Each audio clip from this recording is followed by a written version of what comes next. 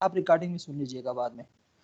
तो ये हमारा जो है बिस्मिल्लाहिर्रहमानिर्रहीम पहला सबक है हमारा इसम की हालत के बारे में। जब भी आप अरबी ज़ुबान शुरू करते हैं तो शुरू में आपको इसम फ़ेल हर्फ क्या वो समझना पड़ता है। तो इसम की भी 4 चीज़ें आपको समझना ज़रूरी होती हैं। पहली जो है इसम की हालत, कि कौन सी हालत में है, कौन सी कंडीशन में है। तो ये हमारा पहला सबक है और उसका हिस्सा अव्वल है, इसम की हालत। किसी भी ज़ुबान में कोई इसम जब गुफ्तगू या तहरीर में इस्तेमाल होता है तो वो 3 हालतों में से किसी एक में ही इस्तेमाल होता है। 3 उसकी हालतें होंगी। कोई भी नाउन है, दुनिया में जितने भी नाम हैं, अस्मा हैं, हर किसी भी चीज़ का नाम हो, जब भी वो गुफ्तगू में इस्तेमाल होगा तो वो 3 हालतों में से किसी न किसी एक हालत में ज़रूर होगा। क्या कौन सी हालत? चौथी हालत कोई नहीं हो सकती। अब कौन सी हालतें हैं वो 3? या तो वो इस इबारत में, वो जो गुफ्तगू हो रही है, वो जो सेंटेंस है, उसके अंदर फाइल के तौर पे मज़कूर होगा। फाइल कहते हैं काम करने वाले को, ठीक है, जिसने काम किया है। जर का नाम है ना, ठीक है, दुनिया में 8 अरब आबादी है, तो वो कोई ना कोई काम तो करते ही है ना, ठीक है। तो या तो वो जो नाम है वो उसके, फिर जानवर हैं, फिर जो भी चीज़ें हैं, ठीक है, कंट्रीज भी, ये इसने ये कर दिया, इसने वो कर दिया।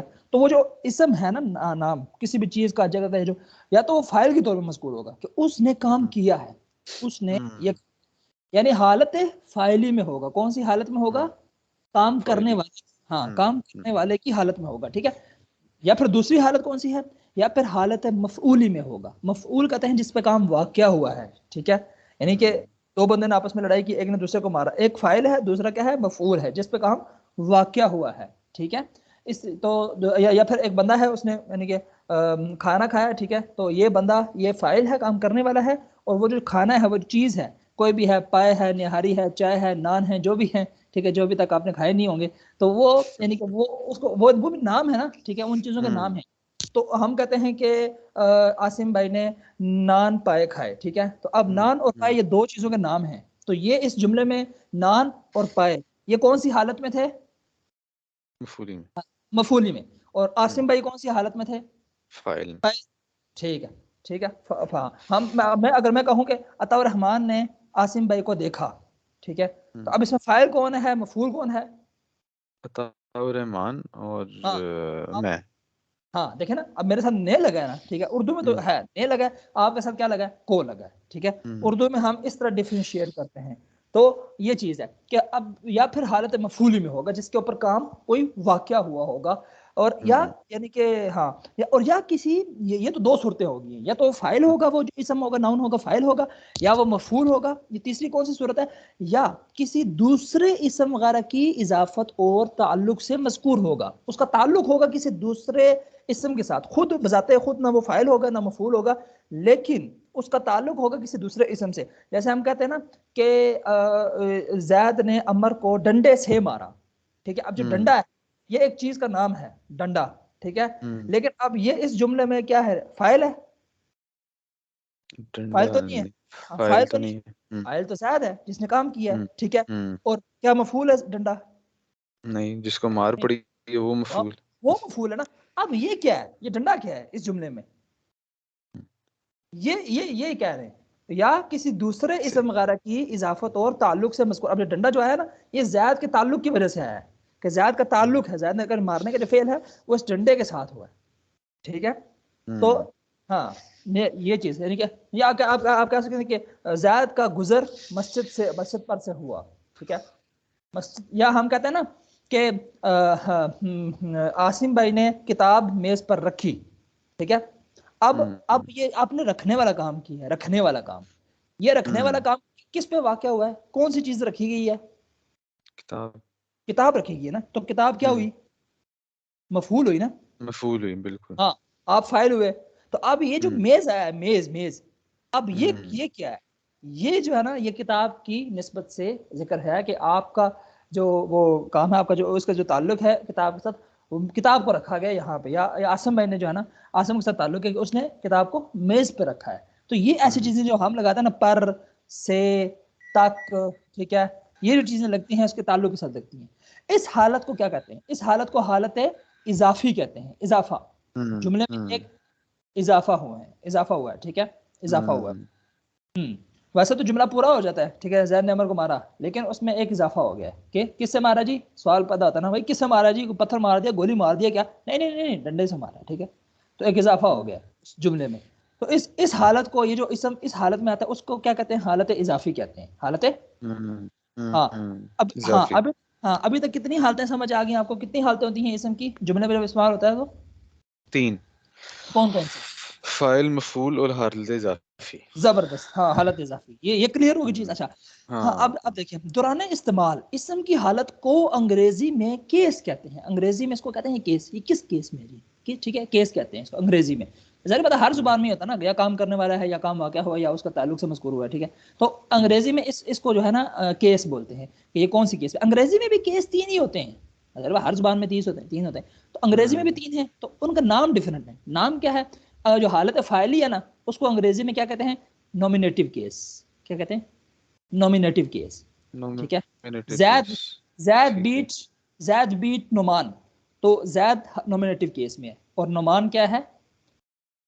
हाँ दूसरा objective. Objective case, objective case, हाँ ऑब्जेक्टिव हालत है फायली मफूली, जिस पे काम वाक़या हुआ है। तो जैद बीट नोमान, तो नोमान क्या है? हालत उसमें है, ऑब्जेक्टिव में। हाँ ऑब्जेक्टिव केस में है। और या तीसरी जो है उसको पॉजिटिव कहते हैं, ठीक है, कि जैद हम्म, बीट नोमान विद स्टिक, तो वो जो स्टिक है वो किस केस में है? पॉजिटिव हम्म, केस में है, ठीक हो गया। ये 3 हम्म, हालतें हो गई हैं इसकी अंग्रेजी जुबान में। अरबी में भी इसम के इस्तेमाल की यही 3 हालतें होती हैं, अरबी में भी यही 3 हालतें होती हैं। अब इन्हें क्या कहते हैं? इन्हें हालत रफ़ा, ये जो हालत फ़ाइली है ना, हालत फ़ाइली के ज़रबा ज़ैदुन अमरन बिल असा, जैद ने अमर को मारा असा के साथ। तो इसमें जो जैद है ये कौन सी हालत में? हालत रफ़ा फ़ाइली। हालत फ़ाइली जो है इसको कहते हैं हालत रफ़ा, ठीक है। हालत ये रफा। हालत रफ़ा। और दूसरी होती है हालत मफूली, उसको कहते हैं हालत नसब। क्या कहते हैं उसको? हालत हालत नसब। नसब, ठीक है। और तीसरी जो होती है उसको कहते हैं हालत जर। ये हालत जर में है। क्या कहते हैं? हालत हालत जर। जर। हाँ ये 3 हालतें हैं, हालत फ़ाइली, हालत मफूली, हालत इजाफत, ठीक है, हालत रफ़ा, हालत नसब, हर हालत जर। या मुख्तसरन शॉर्टकट वाले जो लोग शॉर्टकट को पसंद करते हैं तो उनके लिए भी है, वो आप कह सकते हैं रफ़ा नसब जर, ठीक है, रफ़ा नसब रफा जर, नसब जर। ये शॉर्टकट में है, ठीक है। हालत मैं जब रफ़ा नसब जर कहेंगे तो इसका मतलब हमें समझ आ जाएगा, ठीक है। रफ़ा है, हाँ आप कहेंगे ना ज़रब ज़ैदुन अमरन, कोई पूछेगा ना ये ज़ैदुन कौन सी हालत में है जी, या इंग्लिश में भी आप कहेंगे जी ज़ैद बीट नुमान, तो कोई पूछेगा भाई ये ज़ैद कौन सी हालत में, आप कहेंगे हालत रफ़ा में है, ठीक है। हम्म, और नुमान नसब में है, और स्टिक ये जर में है, ठीक है। ये जर 3 में। ही हालतें हैं, हाँ ये चीज़ तो अभी तक कोई मुश्किल तो नहीं पेश आ रही अभी तक ये समझने, इस हालत समझते हुए। 3 हालतें होती हैं, ठीक है, उनके नाम बता दिए हैं, हालत रफ़ा, हालत नसब और हालत जर, जर। ठीक है। ख्याल रहे कि जो इसम, अब ज़ाहिर बात है वो जो इसम है ना, इसम जैसे हम्म, जैद नुमान स्टिक जैद, हम्म, जो इसम हालत रफ़ा में हो, उस हालत में हो, उस हालत में नॉमिनेटिव केस में हम्म, हो, ठीक है, हालत हम्म, रफ़ा में हो, उस इसम को क्या कहेंगे? एक तो है ना उसकी हालत, ठीक है, उसकी ये हम्म, हालत है ज़ैदुन, उसकी हम्म, हालत है, लेकिन वो उस इसम को क्या बोलेंगे हम? उस इसम को हम कहेंगे मरफू। मरफू। एक एक वो बंदा है ना जिसे जो कत्ल हुआ है, ठीक है, उसको क्या कहेंगे? हम्म, मकतूल, जिसको कत्ल किया हम्म, गया है, ठीक है। तो हम्म, जिसे रफा दी गई है, जिस इसम को रफा दी गई है, उस इसम को क्या कहते हैं? मरफू, कि जिसको रफा हम्म, दी गई। जैसे कहते हैं ना मंसूर, मदद किया हुआ, ठीक है, हम्म, मकसूम तकसीम किया हुआ, मकतूल कत्ल किया हुआ, तो ये मरफू रफा दिया हुआ, मरफू ऐसा हम्म, इसम जिसको रफा दिया गया है, ठीक है। और जो हालत नसब में हो इसे कहते हैं मंसूब। क्या कहते हैं? मंसूब। एक मंसूब। एक वो भी मंसूब होता है ना सीन के साथ, कि रिश्ता है इज़्वाज में हम्म, मुंसलिक मंसूब हो गए, ठीक है, हम्म, उसको हम्म, वो जिसको नसब दिया गया ना, निस्बत दी गई है, तो मंसूब नसब दिया गया जिसके साथ, स्वाद के साथ। और जो हालत जर में हो उसे क्या कहेंगे फिर? हालत जर को क्या कहेंगे? मजरूर। हाँ जो इसम हालत जर में हो यानी स्टिक, उसको क्या कहेंगे? मजरूर। मजरूर। हाँ तो अभी तक ये जुमले की साख्त समझ में आ रही है आपको? हालत रफा, हम्म, हालत हालत नसब, हालत नसब। जर। हालत हाँ जो जर। जो इसम हालत रफा में हो उसे क्या कहते हैं? मरफू। मरफू। मरफू।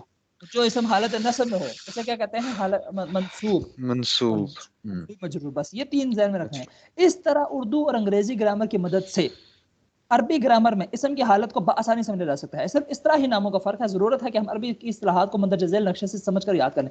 ये आप इसको गौर से देखें, जरा गौर से देखें ये जो नक्शा बना हुआ है। 1 मिनट देखें फिर मुझे बताएं समझ आया कि नहीं।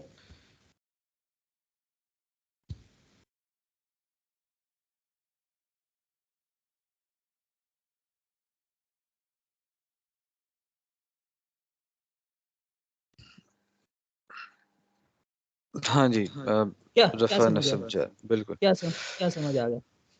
यानी करने वाला जो है वो रफा है, और जिस पे हो रहा है वो नसब है, और जिससे वो कर रहा है वो जर है। जबरदस्त हो गया। ये नाम भी जहन में आ गए, पर नॉमिनेटिव केस इसको रफा, हम्म हालत फ़ाइली, ठीक है। ऑब्जेक्टिव केस नसब, हालत मफूली, और हम्म पॉजिटिव केस जर हालत। और ये वैसे भी अगर ना भी पढ़े ना, अक्ल में भी बात आती हम्म है, ठीक है, कि भाई जितने भी नाम है वो कोई ना कोई काम तो करता ही है ना, ठीक है। तो जिस पे काम हम्म वाक़ होता है और ये जिसके साथ काम वाक़ होता है, सिर्फ हमने इस्तिलाह पढ़ ली है, कोई इतना वो ऐसी चीज़ नहीं है कि मुश्किल हो, मतलब अक्ल में भी आने वाली हम्म बात है ना। हम देखें, ज़ुबान सीख रहे हैं, ज़ुबान में 3 चीज़ें बड़ी होती हैं, ठीक है, इसम फेल और तीसरी हर्फ है, ठीक है। हम इसम को वो जानना चाह रहे हैं अरबी ज़ुबान के, तो उसमें हम पहले ये समझ रहे हैं कि हालतें कितनी होती हैं, ठीक है। फिर उस हालत के मुताबिक चलेंगे ना, ठीक है। जैसे उर्दू में हमें हम्म हालत समझ आ गई कि एक चाइनीज़ को हम सिखा रहे हैं, हम हमसे कहते हैं कि भाई जैद ने ये काम किया है, तो जो जैद इस हालत में है, तो हम उसे बताएंगे ना कि भाई इसके जो जो काम करता है उसके साथ ने लगाओ, और जिसके जिसके ऊपर काम वाक़ है उसके साथ को लगाओ, और जिस हम्म पर और जिसके साथ वाक़ उसके से या इस तरीके से वर्ड्स लगाओ, तो वो एक हम्म उसको आइडिया मिल जाएगा। अब अरबी अरबी में डिफरेंट है थोड़ा सा, ठीक है। तो उस वो समझने के लिए हमें हालतें समझना ज़रूरी है कि 3 हालतें हैं। अब आगे चलते हैं, ठीक है। मुख्तलिफ हालतों में यानी हालत रफ़ा नस्ब जर में इस्तेमाल होते वक्त बाज़ ज़ुबानों के अस्मा में कुछ तब्दीली वाक़ होती है। उर्दू में भी तो होती है ना, जैद के साथ ने लगा, कभी जैद के साथ को लगा, ठीक है। कुछ हम्म तब्दीली वाक़ है ना, तब्दीली वाक़ होता है जिसकी मदद से हम पहचानते हैं कि इबारत में कोई इसम किस हालत में इस्तेमाल हुआ है, कौन सी हालत में इस्तेमाल हुआ है तब्दीली से। इस बात को हम उर्दू के एक जुमले की मदद से समझते हैं, उर्दू के एक जुमले की हम्म मदद से समझते हैं। मसलन हामिद ने महमूद को मारा, देखें हामिद ने महमूद को मारा। अब अगर हम आपसे पूछें कि इसमें फ़ाइल कौन है मफ़ऊल कौन है, तो आप फ़ौरन बता देंगे कि हामिद फ़ाइल है फाइल है, और महमूद महमूद मफूल है, फूल। आसानी से बता देंगे। लेकिन इसकी वजह क्या है कि आपने आसानी से क्यों बताया? क्योंकि आप जुमले का मफहूम समझते हैं, हम्म ठीक है। इसलिए ये बात बताने में आपको कोई मुश्किल पेश नहीं आई। अब फर्ज करें हम्म कि एक शख्स को उर्दू उर्दू नहीं आती, एक शख्स को उर्दू नहीं आती, और वो ग्रामर की मदद से उर्दू सीखना चाहता है। इसके लिए क्या जरूरी होगा कि पहले वो इबारत में इसम की हालत को पहचाने कि ये इसम कौन सी हालत में इस्तेमाल हुआ है, मारने वाले फाइल की या मफूल की या इजाफत की। इसके बाद ही मुमकिन होगा कि वो इबारत का सही मफहूम समझ सके। जाहिर बात है, एक चाइनीज को तो नहीं पता ना, उसे बताया गया कि उसे नहीं समझ आएगा किसने किसको मारा है, ठीक है। हम्म हम्म इसे ये पता है इसने उसको मारा है, देखा हुआ है, लेकिन वो जुबान जब तक नहीं आएगी वो बताएगा कैसे। हम्म उसको तो वो कायदा समझना पड़ेगा ना कि जो मारने वाला होता है उसके साथ नहीं लगता है। तो ये चीज़ होती है। अब फर्ज करें एक शख्स को उर्दू नहीं आती, ठीक है, तो वो ग्रामर की मदद से उर्दू सीखना चाहता है। इसके लिए ज़रूरी होगा कि पहले वो इबारत में इसम की हालत को पहचाने, इसके बाद ही मुमकिन होगा कि वो इबारत का सही मफहूम समझ सके। इसलिए हमें पहले इसकी इसको कोई अलामत या निशानी बतानी होगी जिसकी मदद से वो मज़कूरा जुमले में फ़ाइल और मफूल को पहचान सके, ठीक है। इस हम्म पहलू से आप मज़कूरा जुमले पर दोबारा गौर करके वो अलामत मालूम करने की कोशिश करें जिसकी मदद से इसमें फ़ाइल और मफूल यानी इबारत में इसम की हालत को पहचाना जा सके। जो तलबा इस कोशिश में नाकाम रहे, इनकी मदद के लिए इस जुमले में थोड़ी सी तब्दीली कर देते हैं। आप इस पर दोबारा गौर करें, इंशाल्लाह अब आपको अलामत को पहचान लेंगे। अब देखें, इन्होंने चयन किया हामिद को महमूद ने मारा, यहाँ पे इन्होंने कहा था हामिद ने महमूद को मारा, अब इन्होंने चयन किया हामिद को महमूद ने मारा। अब आप आसानी से बता सकते हैं कि उर्दू में ज्यादातर फ़ाइल के साथ ने और मफूल के साथ को लगा हुआ होता है। को इस लगता है। तरह, हाँ, इस तरह आप ये भी समझ लें कि वो उर्दू में हालत इजाफी में ज्यादातर 2 अस्मा के दरमियान का या की लगा हुआ होता है। जैसे लड़के का कलम, हम्म लड़के हम्म की किताब। अब जो किताब है ना, इसकी इजाफत हुई है लड़के की तरफ, हम्म ठीक है। कलम की इजाफत हुई है लड़के की तरफ, लड़के की हम्म किताब वगैरह। तो अब ये किताब भी हालांकि है तो इसम ही ना, लेकिन ना हालत फ़ाइली है ना मफूली है, लेकिन इजाफत के साथ मज़कूर हुआ है, इजाफा हुआ है। इस किताब का इजाफा हुआ है हम्म किसकी तरफ? वो लड़के की तरफ। अब सवाल यह है कि अरबी की इबारत में इस्तेमाल होने वाले अस्मा की हालत को पहचानने की अलामात क्या है। अब जाहिर बात अरबी में तो कोई ना कोई होगी ना, हमें पता होना चाहिए ना कि भाई ये हम्म इसम जो यूज़ हुआ है कौन सी हालत में यूज़ हुआ है। 3 हालतें हमने पढ़ा है इसम की होती हैं, हर जुबान दुनिया की हर जुबान में 3 हालतें होती हैं, तो उसकी हम्म पहचानने की अपनी अपनी अलामत होती हैं। जब उर्दू में हमें पता है तो अरबी की भी कोई ना कोई अलामत होगी। तो इस हम्म ज़बान में पहली बात ये नोट कर लें कि ये अलामत एक से ज़्यादा हैं, एक नहीं है। जैसे बुखार है ना, उसकी अलामतें हम्म डिफरेंट होती हैं, ठीक है। कभी मुंह चकरा, कभी मुंह कड़वा होता है, कभी सर में दर्द होता है, कभी क्या होता है, कभी अलामतें डिफरेंट होती हैं। लेकिन बंदा कौन सी हालत में होता है? हालत बुखार में होता है। टीबी है, उसकी टीबी एक हालत है, लेकिन उसकी शक्लें डिफरेंट हो सकती हैं, ठीक है। इसी तरीके से कैंसर है, उसकी शक्लें डिफरेंट हो सकती हैं, बीमारी एक ही है, ठीक है। इस तरह हालतें भी, हालत रफ़ा, हालत नसब, हालत जर, ये कांस्टेंट है, लेकिन इसकी शक्लें क्या बनेंगी, यानी वो हालत जब उस इसम पर आएगी तो क्या उसकी क्या शक्ल बनेगी, तो वो फिर थोड़ा सा डिफरेंट है उसमें, ठीक है। लेकिन हालत तीन ही है, ठीक है, हालत रफ़ा, नसब, जर। लेकिन इस सबक में हम ज्यादा इस्तेमाल होने वाली एक अलामत को समझकर इसकी मश्क करेंगे, जो ज्यादा यूज होती है ना, जो ज्यादातर बुखार की जो ज्यादा अलामत है, ठीक है, तो ताकि जहन में इसम की हालत को पहचानने का तसव्वुर वाज़ेह हो जाए, कम से कम ये पता चल जाए ना कि इसम की हालत को पहचानते कैसे। इसके बाद अगले इसबाक में जो दूसरा हिस्सा है ना, इसलिए हमने कहा ना ये पहला हिस्सा है, इसमें जो ज्यादा यूज होती है ना, ठीक है, वो बताएंगे अगले हिस्से में दूसरी। तो इसबाक में दूसरी अलामत जब ज़ेर मुतला आएंगी तो इन्हें समझना इंशाल्लाह मुश्किल नहीं रहेगा, ठीक है। अब नोट कर लीजिए, अभी आप सोच रहे होंगे ना यार ये तो अलामतें बहुत सारी होंगी, ठीक है, ये पता नहीं तो मुश्किल हो जाएगा। नहीं, बहुत सारी नहीं है। देखें, अब नोट कर लीजिए कि अरबी जुबान की अजीब खुसूसियत है कि इसके 80-85% अस्मा। अब थोड़ा आपको हौसला आ गया ना, चलो यार 80-85 तो सानू आज पता चल जासी, तो बाकी फिर वेखेंगे, ठीक है। तो ये मजे की बात है कि 80-85% जो अस्मा हैं अरबी जुबान के ऐसे हैं जो रफा, नसब और जर तीनों हालतों में एक मुख्तलिफ शक्ल इख्तियार कर लेते हैं, उनकी शक्ल चेंज होती है, ठीक है। हालत रफा में जैसे मोहम्मदुन, हालत नसब में मोहम्मदन, हालत जर में मोहम्मदिन, शेयउन, शेयअन, शेयइन। तो 80-85% अस्मा ऐसे, 80-85%, ठीक है, कि जिनकी शक्ल तीनों हालतों में क्या होती है, चेंज होती है। तो शक्ल चेंज होगी तो हमें कम से कम पता चल जाएगा ना कि यार ये हालत रफा है, ये हालत नसब है, ये हालत जर है। अच्छी बात होगी ना, जब शक्ल चेंज होगी तो हमें उस इसम का हमें पता चल जाएगा कि इस जुमले में ये किस शक्ल में, किस उसमें यूज हुआ है, रफा में हुआ, फाइली में हुआ है, मफूली में हुआ है, या इजाफत में हुआ है। अब नोट कर लीजिए कि अरबी जुबान की अजीब खुसूसियत है कि इसकी 80-85% अस्मा ऐसे हैं जो रफा, नसब और जर तीनों हालतों में एक मुख्तलिफ शक्ल इख्तियार कर लेते हैं। इससे इससे आपके जहन में शायद ये बात आए कि इस तरह तो अरबी बड़ी मुश्किल जुबान होगी यार, ये तो बदलते ही रहते हैं, बड़ी मुश्किल जुबान है, ठीक है, जिसमें हर इसम के लिए एक के बजाय 3 इसम यानी 3 लफ्ज याद करना पड़ेंगे। मगर इस वहम की बिना पर घबराने की जरूरत नहीं है। सबसे पहले आपने घबराना नहीं है, ठीक है। हकीकत यह है कि इसम के लिए एक ही लफ्ज याद करना होता है। अब देखें ना, मोहम्मद तो एक ही लफ्ज है ना, ठीक है, उसकी शक्ल चेंज हुई है, मोहम्मदुन, मोहम्मदन, मोहम्मदिन, है तो नाम मोहम्मद ही है, ठीक है। शक्ल थोड़ी सी चेंज हो गया ना, एंड पे दो जबर दो पेश, दो जबर दो जेर आगे, नाम तो पूरा चेंज ही हुआ ना, ठीक है। हकीकत यह है कि एक किस्म के लिए एक ही लफ्ज याद करना होता है, क्योंकि अरबी जुबान के अस्मा को, अब जन्नत है तो जन्नत ही है, ठीक है, लेकिन कभी जन्नतुन आएगा, कभी जन्नतन आएगा, कभी जन्नतिन आएगा, क्योंकि अरबी जुबान के अस्मा को इस्तेमाल करते वक्त हालत के लिहाज से जो तब्दीली आती है वो लफ्ज के सिर्फ आखिरी हिस्से में वाक़ होती है। कौन से लफ्ज के आखिरी हिस्से में, आखिरी हिस्से में, ठीक है। शुरू का सारा वही रहता है, लेकिन जो उसका आखिर होता है ना, आखिर वो चेंज हो जाता है, थोड़ा सा चेंज होता है, ठीक है, बाकी सारा वही रहता है। मसलन कोई इसम अगर 5 हरफों का है तो पहले 4 हरफों में कोई तब्दीली वाक़या नहीं होगी, वो उसी तरह रहेंगे। मोहम्मद है, देखिए मीम पर पेश थी, पेश ही रही है, हा के ऊपर जबर थी, वो जबर ही रही है, आगे मीम के ऊपर शद थी, जबर थी, वो उसी तरह रही है। सिर्फ चेंजिंग कहाँ आई है, वो एंड वाले दाल पे आई है, बाकी सारा तो सेम ही रहा है, ठीक है।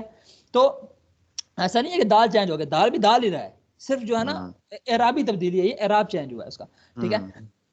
वो लफ्ज के सिर्फ आखिरी हिस्से में वाक़या होती है। मसलन कोई इसम अगर 5 हरफों का है तो पहले 4 हरफों में कोई तब्दीली नहीं होगी, बल्कि सिर्फ आखिरी यानी 5वें हर्फ के पढ़ने का तरीका बदल जाएगा, पढ़ने का तरीका बदल जाएगा। एक अरबी ज़बान के, हाँ, हम कहते हैं ना ज़बरें ज़ेरें चेंज ना करो, इस तरह कोई इसम अगर 3 हरफों का है तो पहले 2 हरफों में कोई तब्दीली नहीं होगी, सिर्फ आखिरी यानी तीसरे हर्फ के पढ़ने का तरीका बदल जाएगा। मसलन हालत फाइली, मफूली और इजाफी में लफ्ज लड़का, अब लड़के को क्या कहते हैं, वलदुन, ठीक है, लड़का वलद, ठीक है। हम कहते हैं ना बच्चे बड़ी औलाद है उन्होंने ना, बड़े लड़के ने बड़ी औलाद है, ठीक है, हम वो औलाद हम बच्चे दोनों मुराद लेते हैं, लेकिन अरबी जुबान में वलद लड़के को कहते हैं, वलदुन, ठीक है, वलदुन। वलद और औलाद लड़कों की जमा है अरबी में, और लड़कियों को बिन्त और बनात कहते हैं। हाँ, कहते हैं ना मदरसतुल बनात, हाँ, मदरसतुल बनात, बनात जमा है बिन्त की, ठीक है। तो लफ्ज लड़का की अरबी क्या होगी फिर, अलग तरतीब क्या होगी, वलदुन, वलदन और वलदिन, ठीक है। ये ध्यान में रखें कि इसकी अरबी क्या होगी, वलदुन, वलदन और वालदिन। अच्छा, अभी हमने पढ़ा है कि अरबी के तकरीबन 80-85% अस्मा का आखिरी हिस्सा रफा, नसब और जर तीनों हालतों में तब्दील हो जाता है। जो इसम तीनों, अब हमने कहा था ना 80-85% अस्मा ऐसे ही है कि तीनों तीनों हालतों में चेंज होता है। जो इसम तीनों हालतों में तब्दीली कबूल करता है, इससे अरबी कवायद में क्या कहते हैं? मोरब मुनसरिफ। क्या कहते हैं? मोरब मुनसरिफ। मोरब मोरब, मुनसरिफ। मोरब का मतलब होता है जिसको एराब दिया गया है। ये एराब है, ये इसका एराब है, ठीक है। ये इसका एराब है, हालत रफा में है, ये हालत नसब में है, ये हालत जर में है। तो ये मुनसरिफ, मुनसरिफ कहते हैं चेंज होने वाले को, ठीक है। ऐसा एराब जो चेंज हो रहा है, मोरब मुनसरिफ है। या सिर्फ मुनसरिफ भी कहा जाता है। इसकी पहचान का आम तरीका यह है कि इसके आखिरी हर्फ पर तनवीन आती है। इसके आखिरी हर्फ पर क्या आती है? तनवीन। तनवीन किसे कहते हैं? दो जबर, दो दो जेर, दो पेश, ये इसको कहते हैं तनवीन। तनवीन नून से निकला हुआ ना। देखा ना, जब आप पढ़ते हैं ना वाला दुन, वाला दुन, तो असल में क्या होता है? ये असल में ये चीज है। हाँ, देखें ये वाला दुन है ना, ठीक है। लेकिन ये असल में क्या है? असल में ये है, नून है, ठीक है। वाला दुन असल में ये है, नून है, लेकिन वो छुपा हुआ है, वाला दुन। और इसी तरह हाँ, असल में ये है, ठीक है, वाला दुन। असल में ये जो है ना, ये वाला दुन है, ठीक है। तो ये मुनसरिफ है, यानी कि आखिरी हर्फ पर तनवीन आती है। ये जो 80-85% अस्मा है ना, इनके पहचानने का क्या तरीका है कि इनके आखिर में क्या आती है? ये तनवीन आती है, ये तनवीन, ठीक है।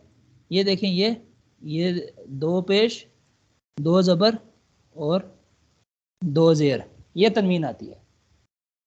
ठीक हो गया, ये क्लियर हो गया। या सिर्फ मुनसरिफ भी कहा जाता है, मुनसरिफ भी। इसम की पहचान का आम तरीका यह है कि इसके आखिरी हर्फ पर तनवीन आती है। यानी हालत रफा में क्या आता है? दो पेश, ये वाला, ठीक है। हालत रफा में दो पेश आता है, ये ध्यान में रखें। हालत नसब में क्या आता है? दो जबर आता है। और हालत जर में क्या आता है? दो जेर होती है, ये, ठीक है। ये इसकी ये पहचान का तरीका है कि ये 80-85% अस्मा है ना। अब जो जिस भी इसम में आप देखें ना, कुरान पाक खोले ना, ठीक है, क्या मतन, क्या मतन, क्या मतिन, जो भी, तो आप समझ लें, अच्छा यार ये वो वाला इसम है जिसका ताल्लुक ये वो 80-85% वाले ग्रुप में से है, ठीक है। जमहूरियत यानी कि ये वो पार्टी है जो जीत जीत जो इलेक्शन जीत, ज्यादा वोट जिसको मिले। तो 80-85% अस्मा ऐसे हैं। इस मोहर्रम मुनसरिफ के आखिरी हर्फ की तब्दीली की चंद मिसालें मंदरजा झेल हैं। अब आप ये आप पढ़ें, इसकी गिरदान आप करें। ये चंद मोहर्रम मुनसरिफ अस्मा की गिरदान मानी, इसके मानी भी। अब तो एक हाँ, एक दोबारा बता दें जरा। दो पेश वो है जो हालत रफा में है, और दो जबर जो हालत नसब में, और दो जेर हालत जर में। लेकिन ये सब सब अस्मा में नहीं, 80-85% अस्मा ऐसे हैं। बाकी वो बताएंगे कौन से हैं, ठीक है। अब ये आप इसकी गिरदान करें जरा, यानी गिरदान ये तीनों हालतों में पढ़ें इसको। मुहम्मदुन, मुहम्मदन, मुहम्मदिन, यूं करके ऐसे इसकी गिरदान करें। मुहम्मदुन, मुहम्मदन, मुहम्मदिन, शैउन, हाँ शैअन, शैइन। हाँ, इसका माना भी आपने अच्छा। याद, अल्फाज माने तो जहां भी बुक में आएंगे ना, आपने याद करने होंगे फौरन। हाँ जन्नतुन, जन्नतन, जन्नतिन। हाँ, क्या किसको कहते बिंतुन, हैं? बाग को। बिंतन, बाखो। हाँ, बाग को। बिंत, बिन, लड़की। समाउन, समाइन, समाअन। समाअन, समाइन। हाँ, आसमान। सू, हाँ, बुराई, बड़ाई। बुराई, बुराई, बुराई, बुराई। सूउन। सू, सूउन। अन, सू इन। ये सूइन कौन सी हालत में है? ये कौन सी हालत में है? ये हालत जर है। Very good. और ये बिनतन उन, कौन सी हालत में? ये कौन सी हालत में? तन, ये नसब। Very good. और ये कौन सी हालत में है? पहला रफा, दूसरा नसब, तीसरा जर। यस। ये कौन तो सा है? उन जो है वो रफा है। वेरी गुड, जन्नतुन वेरी ये गुड, रफा है, जबरदस्त। रफा तो है। इस इसम को क्या तन, नाम देंगे? ये नसब। इसम, इस इसम को क्या कहेंगे? जो इसम हालत रफा में हो उसको क्या कहते हैं? जो इसम हालत रफा में हो उसे क्या कहते हैं? मरफू, मरफू। हाँ, और हाँ, ये मरफू है, ये मरफू है, ठीक है। हम्म, ये आपको पता चल गया, ये मरफू है, हालत रफा में है इसको। और ये कौन सी हालत में है? ये मंसूब में। ये मंसूब है, ठीक है, ये मंसूब इसम है। जी। और ये एंड वाला कौन सी उसमें? ये इसम हालत जर में है, इसको क्या कहते हैं? इसको क्या बोलते हैं? मजरूर। वेरी गुड, ठीक है। ये चलो चीज़, पहली चीज़ क्लियर हो गया, पहला ट्रैक क्लियर हो गया। उम्मीद है कि मंदरजा बाला मिसालों में आपने बात नोट कर ली होगी कि जिस इसम पर हालत नसब में दो ज़बर आते हैं इसके आखिर में एक अलिफ बढ़ा दिया। आपने नोट तो किया होगा कि देखें ना, ये जो आ रहा है ना, ठीक है, यहाँ पर तो कोई अलिफ नहीं डाला हुआ, यहाँ पर तो कोई अलिफ नहीं है, ठीक है, यहाँ पर, लेकिन ये आप देखें, ये अलिफ आ गया, ये अलिफ आ गया, ठीक है, लेकिन यहाँ पर नहीं है, ये वजह बताएंगे। यहाँ पर आ गया, ये अलिफ साथ लग गया, ठीक है, यहाँ पर भी नहीं है, ये भी वजह बताएंगे। ये जो है ना, ये अलिफ ये कहाँ से आ गया, ठीक है, ये देखा अलिफ आ गया साथ, ठीक है। अब ये कहते हैं जिस इसम पर हालत नसब में दो ज़बर आते हैं इसके आखिर में एक अलिफ बढ़ा दिया जाता है। क्या बढ़ा दिया? अलिफ। मसलन मोहम्मदुन से क्या हो जाएगा? मोहम्मदुन से मोहम्मदन लिखना गलत है क्योंकि इसमें अलिफ नहीं है, ठीक है, हम अलिफ पढ़ाएंगे, ये अलिफ लिखेंगे तब ठीक होगा। बल्कि वो हम अशहदु अन्ना मुहम्मदन अब्दुहु व रसूलुहु जो है ना, तो अब अलिफ लिखा होता है ना मोहम्मदन, बल्कि मोहम्मदन लिखा जाएगा, ये ठीक है, ठीक है, ये तरीका ठीक है। इसी तरह किताब उनसे क्या लिखा जाएगा? किताब, हाँ, किताब बंद, ठीक है। रसूल, ये आपने काम लिखना भी होगा ना, तो ये इसलिए बता रहे हैं कि रसूल उनसे क्या होएगा, ये अलिफ साथ आएगी, ये ठीक है, अलिफ नजर आ रही होगी आपको ना, अलिफ साथ मिला दिया इन्होंने, यहाँ पे अलिफ नहीं है, ये रसूल है, लेकिन जब हालत नसब में गया है अलिफ साथ आ गई है। लेकिन ये कह रहे हैं कि इस कायदे के दो इस्तिस्ना हैं, दो एक्सेप्शन हैं, ठीक है, इस रूल से दो चीजें मुस्तस्ना हैं। वो कौन सी? ठीक है, एक सदर और एक वज़ीर आज़म, वो मुस्तस्ना है इस कानून से, सदर और वज़ीर आज़म और आर्मी चीफ तो लिहाजा इस कायदे से भी दो इस्तिस्ना यहाँ पर भी हैं, ठीक है। रूल सब नहीं फॉलो करता, ठीक है, कुछ ना कुछ इस्तिस्ना होते हैं उसमें। अच्छा, कौन से दो अल्फाज हैं जो मुस्तस्ना है? देखिए, अव्वल ये कि जिस लफ्ज का आखिरी हर्फ गोल था यानी तय मरबूता हो, इस पर दो ज़बर लिखते वक्त अलिफ का इजाफा नहीं होगा। मसलन जन्नतन लिखना गलत है, इसे जन्नतन लिखा जाएगा। देखिए, गोल ता है ना, गोल ता, ठीक है, ता दो तरह से होती है, एक लंबी वाली ता होती है, ये वाली ता होती है, और एक गोल ता होती है, ठीक है। तो ये वाली गोल ता जो है ना, तो उसमें जो है वो दो ज़बर आएगा, लिखा जाएगा। इसी तरह आयतन से आयतन, देखिए यहाँ पर भी अलिफ नहीं आया, क्यों? क्योंकि गोलता आई है। तो जहां पे गोलता आएगी वहां पे क्या होगा? जहाँ पे गोलता आएगी वहां पे नहीं आएगा, हाँ, वहां पे अलिफ नहीं आएगा, ठीक है। अलिफ नहीं लेकिन आएगा। अब यहाँ मुझे बताएं कि यहाँ पे बिनतुन, यहाँ इसका आएगा कि नहीं आएगा? ये इसका बिनतुन का, ये इस वाला, पे इस नहीं वाला, आएगा, नहीं, इस पे आएगा। क्यों? इस पे क्योंकि आएगा। ये गोलता नहीं है ना, ये लंबी ता है, ठीक है। लंबी ता होगी तो फिर बिन तन आएगा, बिन तन अलिफ आएगा। देखा ना यहाँ पर, ये देखें बिन तन में अलिफ आया है, क्यों? क्योंकि ये लंबी ता है, ये लंबी ता अच्छा, है, ठीक है। हाँ, ता दो तरह से गोलता होती और लंबी ता दोनों में आएगा। है। हाँ, नहीं नहीं, गोल ता में नहीं आएगा और लंबी ता में आएगा, ठीक है। अच्छा, हाँ, गोलता में, गोलता में, हाँ,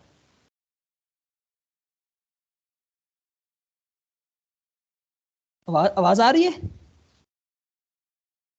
आवाज आ रही है? हेलो? आवाज चली गई। हाँ, अभी आवाज आ रही है आपकी, आपको?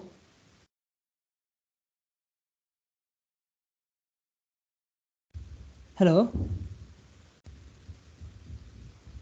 मैं आपको दोबारा कॉल करता हूँ।